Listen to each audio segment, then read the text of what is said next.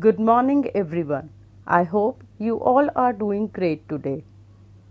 Welcome to my YouTube channel. In my last video, I have discussed with you some basics of grammar. And now, in this video, I will be providing you with written notes of the chapter, the sentence, and its structure. So, we shall begin now. Rules of sentences. First rule is subject verb agreement is must, both in number and person. Sana is enjoying the picnic. The students are enjoying the picnic. Singular subject leads to singular verb. Is plus verb plus s. Plural subject leads to plural verb. Are plus verb. For example, the list of items is on the desk. List is singular subject and the verb used here is singular, is. The bucket of flowers lends color and fragrance to the room. Bucket is singular subject, lends is singular verb. Second rule is the plural verb is required when two or more singular nouns or pronouns are joined by a conjunction. Gauri and Deepak are in same class. Plural verb is are. Gauri and Deepak are two nouns which are joined by the conjunction and. Third rule is even if two nouns or pronouns are connected with conjunctions, qualified by each and every must have a singular verb. Each car and each truck is being searched.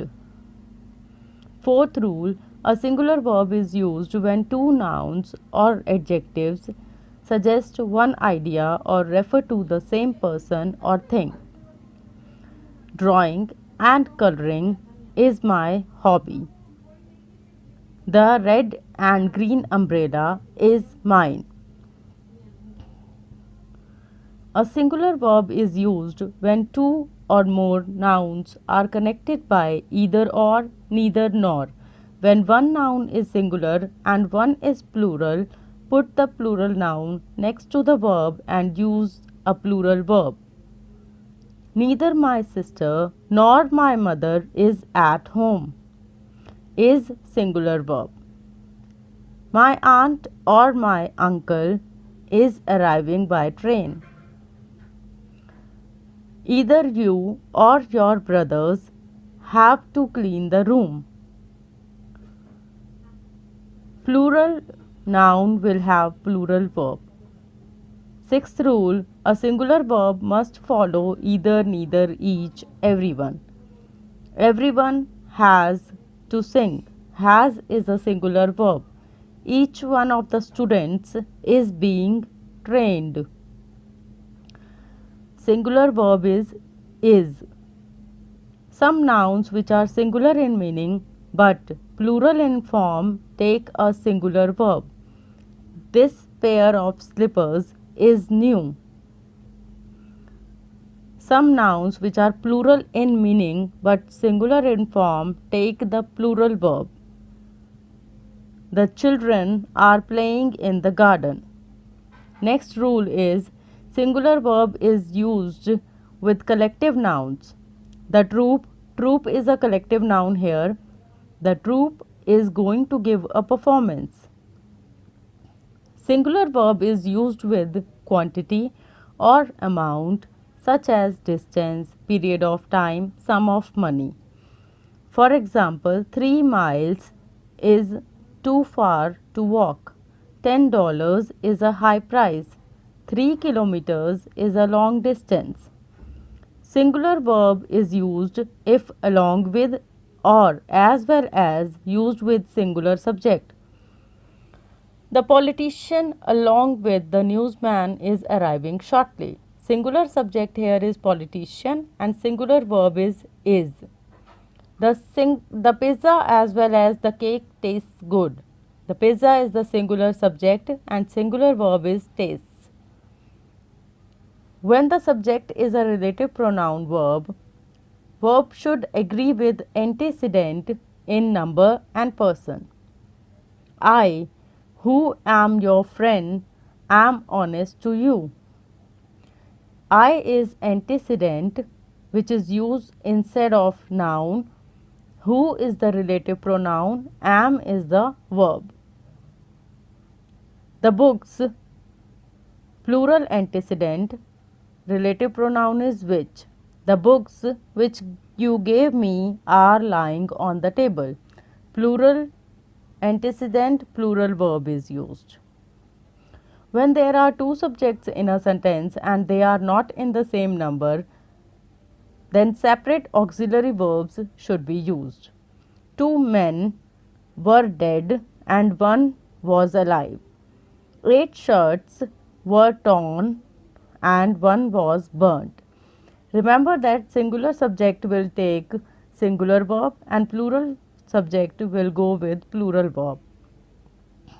When there are two subjects in a sentence and they are in the same number, then same verbs should be used. He is 10 years old and you are 12. I am drinking tea and he is drinking coffee.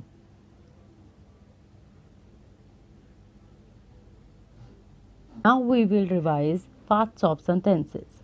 A sentence has two parts, subject and predicate. Subject is a part of sentence that names the person or thing about whom something is said. Subject is the doer of the action. Predicate is the word or a group of words that tells us something about the subject. My mother loves tea. My mother is the subject. Loves tea is the predicate. The baby is sleeping. The baby is the subject. Is sleeping is the predicate. Remember that verb in the sentence is also the part of the predicate. Features.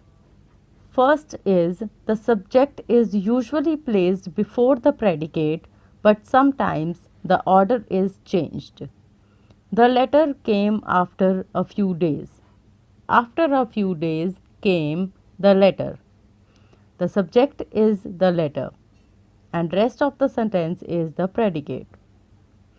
Second, in imperative sentences the subject is always you.